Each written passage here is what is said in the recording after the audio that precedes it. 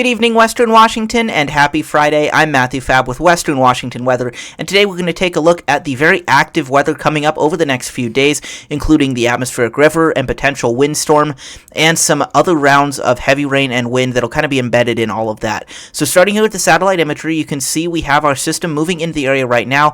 We can zoom out. If we zoomed out on this, we'd see the atmospheric river starting to move in a little bit, but it's not too clear at this point. By tomorrow, we should have a much clearer picture of what's going on across the area. Taking a look at the radar, you can see we have this round of rain moving through western Washington right now. This will taper off as we go into early Saturday morning, and then we'll have another round of rain move in after that. Taking a look here, I wanted to point this out. There was a magnitude 4.8 earthquake northwest of Vancouver, BC, this afternoon, and you can see some of these contours on the shake map include parts of western Washington, mainly from Everett northward. So if you were in areas from Everett northward and you felt this earthquake, be sure to say something in the comments there. It's pretty interesting to see a decently sized earthquake pretty close to us here. This is the Did You Feel It map here, and you can see there's that epicenter of the quake northwest of Vancouver, and areas including Arlington and Everett and parts of Skagit County, Whidbey Island, San Juans, Bellingham, Linden, Whatcom County especially, have reports of feeling some weak shaking with this earthquake. And then you can see moderate shaking or light shaking there across parts of Vancouver and the areas along both sides of the Strait of Georgia, including Victoria and Nanaimo and all that. So pretty interesting to see this. The depth was only about 10 kilometers, so pretty shallow quake there. Now let's get back to the weather here. So taking a look at the European model, you can see our atmospheric river starting to impact the area with this round of rain overnight. We turn showery Saturday morning, heavy rain moves in Saturday evening, continues heavy at times through Sunday, all the way into early Monday morning. We have a break, but take a look at this cyclone offshore. This is going to spread another round of heavy rain into western Washington as we go into Monday afternoon, into Monday night, and then we're going to have some strong winds behind this as we go into Monday night into Tuesday morning. You can see rain continues at times through Tuesday evening before tapering off and clearing the area by early Wednesday morning. So taking a look at the atmospheric river itself, you can see we have the European model on the left and the GFS model on the right. You can see this plume of moisture moving into the area and how it just continues to push through the Pacific Northwest over the next couple days. But one thing to note is that the GFS model here on the right has this a little bit further north than the European model does. And so we're going to have to wait and see how this really lines up, because there are going to be some big implications for the precipitation as we see the orientation of this atmospheric river. You can see our cyclone that forms there on Monday pushes the last of the atmospheric river up through the area, and then we will dry out. So taking a look at precipitation totals here, European on the left, GFS American model on the right, and you can see the European model doesn't show much of a rain shadow to the northeast of the Olympic Peninsula, only a bit over Whidbey Island. GFS does show it over Whidbey Island, but is much more pronounced. And then the GFS model shows, as you can see, from Portland up through Bellingham, 2.5 to 3 inches of rain. Kitsap Peninsula getting 3.5 inches. Areas near the foothills of the Cascades getting over 3 inches as well. You take a look at the coast getting 4 to 6 inches of rain now, and then the mountains getting 5 to 7 inches. So this will definitely cause some river flooding concerns. Taking a look at the GFS model, it shows the atmospheric river a little bit further north. And that brings some heavier rain totals toward the Seattle metro area, with areas from Everett south through Seattle and Tacoma toward Olympia getting 4 to 6 inches of rain. This is likely on the high side, but it is still possible. You can see the Kitsap Peninsula getting up to 7 inches of rain through late Tuesday night. With this forecast, the Olympics and Cascades get up to 10 inches in the GFS forecast, and the coast gets 4 to 6. And then areas from Olympia south through Portland get 2.5 to 3. Areas north of this rain shadow from Mount Vernon up toward Bellingham get 1.5 to 2.5. So there is still some uncertainty on how this forecast is going to play out. Bottom line, there's going to be a lot of rain over the next couple of days, but how much exactly is still a little bit of a wait and see. Now, taking a look at the high-resolution rapid refresh model simulated radar, you can see this round of rain that moves through tonight, turning showery by early Saturday morning. We remain mostly dry across the Seattle metro through the mid-morning hours into the early afternoon, but areas from Bellingham northward there up toward the San Juans as well could be having some rain all night and all the way through tomorrow. Then take a look here as we go through Saturday morning. Heavy rain moves onto the coast, moves into the lowlands by 2 p.m. The entirety of western Washington dealing with bands of heavy rain through Saturday afternoon into Saturday night before we get a brief break early Sunday morning, and then as we go to about, you can see here about 3 to 4 a.m., that band of rain, the atmospheric river's main body here, moves up toward Olympia, and then it moves into the Seattle metro area by the time we get to 7 to 8 a.m., with heavy rain into Saturday morning there, and this forecast cuts off at 10 a.m. Saturday, not even close to all the way through this atmospheric river.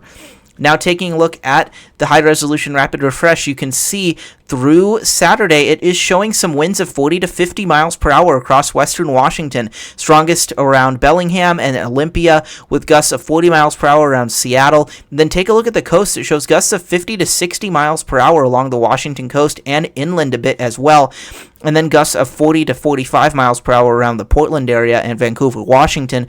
This is possible, but this is likely on a little bit of the high end here. But there is definitely potential for some breezy to windy conditions on Saturday, especially in the afternoon on the coast and along the water. And then we're going to have more wind potential as we go into Sunday. We'll take a look at that in a moment. This is the high-resolution rapid refresh for total rain only through 10 a.m. Sunday. So we're going to get a lot more rain after this, but through 10 a.m. Sunday, it shows 1 to 2 inches across the Seattle metro. Areas from Everett northward getting up to 1 inch with that rain shadow across parts of the Northeast Olympic Peninsula and the San Juans and Whidbey Island. And then take a look at the coast, getting 2.5 to 3.5 inches, up to 5 to 6 inches in the mountains already by the time we get to 10 a.m. Sunday. Rivers will be starting to rise by this time, with crests of the rivers likely late Sunday night into early Monday morning. That could be pushed back a little bit. We'll have to wait and see. We'll talk about river flooding more in tomorrow's video. Also want to take a look at this next storm that's going to come in. Look as we go through Monday, as the atmospheric river moves out of the area, you see this strong storm develop offshore, move into central Vancouver Island, and then cast a strong pressure gradient across western Washington late Monday into early Tuesday. Taking a look here at the latest ensemble guidance from the European model, you can see it shows each ensemble's prediction of where the low center is going to be. And if we look back a few runs, take a look at the 0Z run. So this was this was late last night. You can see it has these lows pretty far offshore between Haida Gwaii and Vancouver Island. But if we look at the latest run, look how it's moved closer to western Washington here, with those lows generally off central to northern Vancouver Island, moving into central Vancouver Island there. As you can see, that cluster of lows there Monday night, right around central Vancouver Island, moving up into British Columbia. That increases the chance again for some strong winds across western Washington. You can see gusts likely will be between 45 to 55 miles per hour across the region, except the coast could gust up to 60 to 70 miles per hour. However, forecasts have been going back and forth on this, and there is still some uncertainty. And one thing I did want to also point out is that this is before that main cyclone there that moves up. So we have the potential for wind Monday. Let's just go back a little bit. It's going to be a little bit easier to explain this. So this is Saturday. You can see Saturday, the European model, which is probably a little bit more reasonable than the previous wind forecast we looked at, shows winds gusting 40 to 50 miles per hour along the Washington coast, and then 30 to 35 miles per hour for the Seattle metro, up to 40 miles an hour around Olympia, 40 to 45 around Bellingham, San Juans, Whidbey Island. But then as we go into Sunday here, you can see through Sunday afternoon, it shows winds gusting 40 to 50 miles per hour across western Washington, gusts over 45 miles per hour for the Seattle metro here on the European model, 40 to 50 miles an hour again on the coast, or 45 to 55 again on the coast, 45 around Portland, and then 50 plus in the mountains there. But then the main event comes as we go into Monday evening to Monday night there into early Tuesday morning, with those gusts of 45 to 55 miles per hour across western Washington, and then you can see the gusts of 60 to 70 miles per hour along the Washington coast, and then potentially 50 to 60 miles per hour in the Cascades. And there would be some snow falling by this point, so this could bring some potential for low visibility. So definitely a lot to watch over the next few days as it comes to wind. And wanted to point this out here. This is the European model forecast for high temperatures on Thursday the 27th. For all of you who are not big fans of this wind and rain, you do have a glimmer of hope. You see these highs on Thursday approaching the mid-60s across western Washington, 64 in Seattle, 65 in Olympia, 64 in Tacoma there, even 61 up toward Mount Vernon. So these could be some really nice and somewhat extreme temperatures actually for February across western Washington. So stay tuned for more information on this. You can see as we go into next Friday, so we're looking a week out now. Those highs again in the upper 50s to mid 60s across western Washington. So we could have some really nice weather coming up next week after all these storms move through. So thank you very much for watching. Be sure to subscribe here to Western Washington Weather and like and share these videos as well, and leave a comment below. And be sure to follow me on Blue Sky, on Twitter, and on Western Washington Weather Facebook group. The links to all of these are in the description. So thank you all very much for watching, and I will talk to you all tomorrow.